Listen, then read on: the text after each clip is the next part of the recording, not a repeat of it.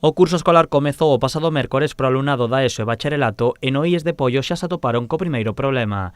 As prazas do transporte público postas a disposición do centro son insuficientes para a cantidade de alumnado que as necesita.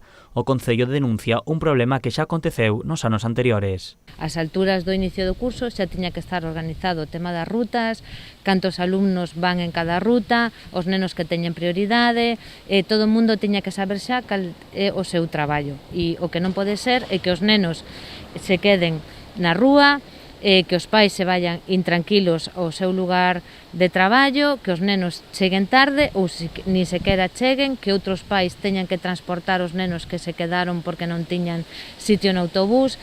Parece bastante vergonzoso. Dende o Concello sinalan que a desorganización entre a Xunta e Monbús está pasando factura ao alumnado.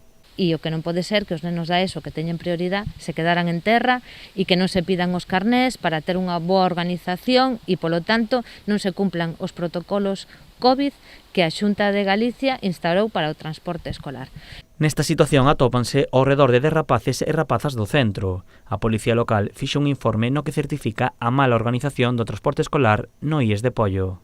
Si, a Policía fixo un informe que lle vai a facer chegar tanto a Consellería como a empresa coas queixas das familias e con o modus operandi de chegar un autobús hasta aquí, xa vamos cheos, vosotros vos subides no outro que é outra ruta sin consentimento das familias, claro está, e entonces, bueno, levantaron testemunha de todo o acontecido, que foi bastante rocambolesco e coa mala experiencia para os cativos que van pola mañán no autobús. A Xunta xa informou ao Concello que tomarán medidas para solucionar o problema. A Concelleira de Educación reuniuse esta tarde coas nais e pais para informar das conversacións mantidas coa Consellería. Dende o Goberno local agardan que a Xunta solucione o problema esta mesma semana.